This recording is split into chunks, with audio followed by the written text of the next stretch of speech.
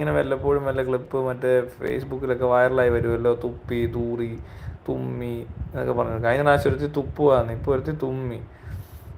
അങ്ങനെയുള്ള കച്ചറയൊക്കെ പരിപാടിയാണ്.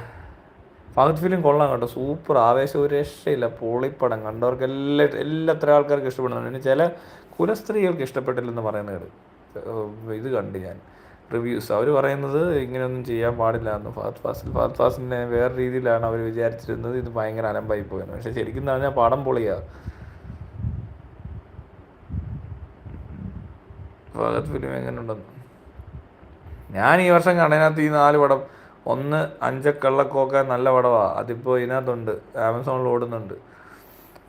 അതിന് പിന്നെ അഭിപ്രായമൊന്നും പറയാനില്ല, അങ്ങനെ ചുമ്മാ കണ്ടങ്ങ് വിട്ടാൽ മതി. പഴയ ടാരന്റീനോ മൂവിയൊക്കെ കാണുന്ന പോലെ കണ്ടിട്ട് അങ്ങ് വിട്ടേക്കണം. അല്ലേ റോബർട്ട് റോഡ്രിഗോസ് എന്നൊക്കെ പറഞ്ഞ പടങ്ങളൊക്കെ ഓർക്കുന്നുണ്ട്, ആ സ്റ്റൈലിൽ കുറേ പരിപാടികൾ. അതേസമയം ഭ്രമയുഗം അത് വേറൊരു തരം പടം. പിന്നെ ആട്ടമാണ് മെയിൻ ശ്രദ്ധിക്കേണ്ടത്. മറ്റേയൊക്കെ മമ്മൂട്ടിയൊക്കെ ഉള്ളതുകൊണ്ട് എല്ലാവരും അറിയും, പക്ഷെ ആട്ടം അങ്ങനെ എല്ലാവരും അറിയത്തില്ല. പിന്നെ ഉള്ളത് ഇത് ആവേശം, ഈ 4 പടമേ ഉള്ളൂ, ബാക്കിയെല്ലാം കണക്കായിരിക്കും. പിന്നെ മഞ്ഞുമൽ ബോയ്സ് കുഴപ്പമില്ല, നല്ല ഓട്ടമൊക്കെ ഓടുന്നുണ്ട്, പക്ഷേ എനിക്ക് പെടത്തില്ല, അതുകൊണ്ട് കണ്ടില്ല. എനിക്ക് ഇങ്ങനത്തെ ഇമോഷൻസ് ഒക്കെ വെച്ചിട്ട് കളിക്കുന്നത് കണ്ടാൽ തന്നെ ചൊറിഞ്ഞു കയറും. സൗഹൃദം എന്നാൽ കാലിനിടയിൽ എന്നൊക്കെ പറഞ്ഞുകൊണ്ട് ഓരോ പരിപാടി. പിന്നെ പ്രേമം, ജീവിതം,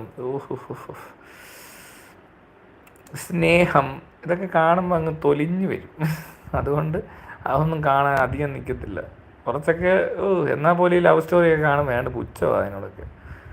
കഴിഞ്ഞില്ലേടെ ലവ് സ്റ്റോറീസ്. ചെക്കു ഇനി ജീസസിൻ്റെ 2ാം വരവ് കാണുമോ? ജീസസ് 2ഉം 3ഉം ഒക്കെ വന്ന് പോയെന്ന് തോന്നുന്നു, ആരാണ്ട് തല്ലിക്കൊന്നു ജീസസിന്. വന്നിട്ട് വന്നപ്പോഴേ അടിച്ച് കൊന്ന്. നേരത്തെ പോലെ ക്രൂശിക്കുക തന്നെ വേണമെന്നൊന്നും നിർബന്ധമൊന്നുമില്ല. ഈ വന്ന കാലത്താണെങ്കിൽ വേറെ വല്ലതൊക്കെ ചെയ്തായിരിക്കും, തൂക്കിയായിരിക്കത്തില്ല. മറ്റേ സൗദിയിലാണ് തല വെട്ടിയേനെ. എല്ലാം 34 കോടി കൊടുത്താൽ വേണേൽ യേശുവിനെ അങ്ങ് സ്വർഗത്തിലോട്ട് നേരിട്ട് വിട്ടേക്കാന്നും പറയും അവന്മാർ. Manjummel Boys 250 crore highest grossing Malayalam movie അവർ. തള്ളാണോ? പറയാൻ പറ്റത്തില്ല, അത്രയ്ക്ക് അങ്ങോട്ട് വരണമെന്നില്ലല്ലോ. ആട്ടത്തിൽ ആരാണ് അത് ചെയ്തത് എന്ന് തോന്നുന്നത്? അങ്ങനെ ഒരു തോന്നൽ വേണ്ട, അത് ആർക്കും ആവാം. പാവം ജീസസ്. മോഡി വരുമോ വോട്ടിടാൻ? പൊന്നില്ലേ ജീസസ്. മീശയുടെ പകുതി എവിടെ പോയി ബ്രോ? അത് അലോപേഷ്യ എറേട്ടാന്ന് പറഞ്ഞുകൊണ്ടൊരു ഓട്ടോഇമ്യൂൺ ഡിസീസ് ഉണ്ട്, അതെന്താന്ന് നോക്കിയാൽ മതി, ഗൂഗിൾ അലോപേഷ്യ. അത് ഒത്തിരി പേർക്ക് വരുന്നുണ്ട്, പലരും ഇഞ്ചക്ഷനൊക്കെ എടുത്തിട്ട് മറ്റേ സ്റ്റിറോയിഡ് ട്രീറ്റ്മെൻറ്റൊക്കെ എടുക്കുമ്പോൾ 2-3 ആഴ്ച കൊണ്ട് വരാറുണ്ട്. അതല്ലെങ്കിലും വരുമെന്ന് ഞാൻ കേട്ടു. അപ്പോൾ പിന്നെ ഞാൻ ഓർത്ത് അല്ലാതെ വരുമെന്ന് നോക്കാം. അപ്പോൾ കുറച്ച് വരുന്നുണ്ട്. ഇത് തന്നെ വന്നാൽ രസമായിരിക്കും.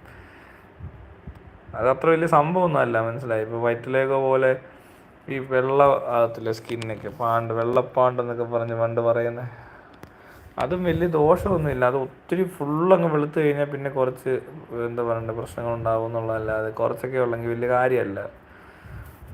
അതുപോലത്തെ ഒരു സംഭവം. ഇത് ഈ ഗ്ലാമർ പ്രശ്നമുള്ള ആൾക്കാർക്ക് ഭയങ്കര കോംപ്ലക്സ് ഒക്കെ ഉണ്ടെങ്കിൽ പ്രശ്നമാണ്. പിന്നെ പുറത്തിറങ്ങാൻ മടിക്കും ആൾക്കാർ.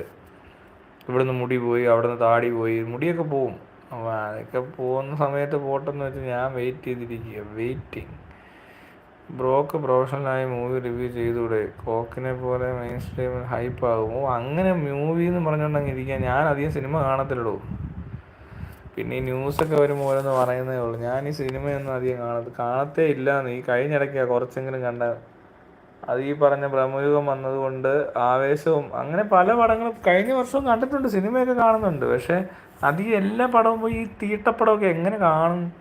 ഇമാരുടെ പൊട്ടത്തരമൊക്കെ എങ്ങനെ കണ്ടുകൊണ്ടിരിക്കും? ഈ മറ്റേ എന്താ വർഷങ്ങൾക്ക് ശേഷം എന്ന് പറഞ്ഞിട്ട് വിനീത് ശ്രീനിവാസനെ പോലത്തെ കുഞ്ഞു പിള്ളേരൊക്കെ എടുക്കുന്ന സിനിമയൊക്കെ പോയി എങ്ങനെ കണ്ടുകൊണ്ടിരിക്കും? നമ്മൾ ഒത്തിരി സിനിമയൊക്കെ കണ്ടിട്ടുള്ളതല്ലേ. ഞാൻ കുറേ സിനിമ കണ്ടിട്ടുണ്ട്. അപ്പോൾ അതുകൊണ്ട് എനിക്കിനി ഇവരുടെ ഒന്നും പടം കാണേണ്ടി വരത്തില്ല. അത് കണ്ടു തുടങ്ങുന്നവർക്കൊക്കെ ചിലപ്പോൾ വേറെ പടം ഇല്ലെങ്കിൽ അതൊക്കെ പോയി കാണാൻ കൊള്ളായിരിക്കും. അല്ലാത്തവർക്ക് ആർക്കും ഒന്നും കാണേണ്ട ആവശ്യമില്ല. ഒത്തിരി സിനിമ കണ്ടിട്ടുണ്ട്, പിന്നെ എന്തിനാ ഈ സിനിമ കാണുന്നത് എന്നുള്ളതാണ്. ഇവൻ എന്ത് ചെയ്തിട്ടാണ് ഇതിനകത്തുള്ള എല്ലാത്തും അതിനകത്തുള്ളൂ. 80കളിൽ എടുത്തുകൊണ്ടിരുന്ന സിനിമ ഡിജിറ്റൽ ക്യാമറയിൽ വളരെ സൗകര്യമായിട്ട് ഭയങ്കര എന്തോ സംഭവം ചെയ്യുന്ന പോലെ എടുത്തുകൊണ്ട് വരുന്ന ആൾക്കാർ, അത്രേ ഉള്ളൂ.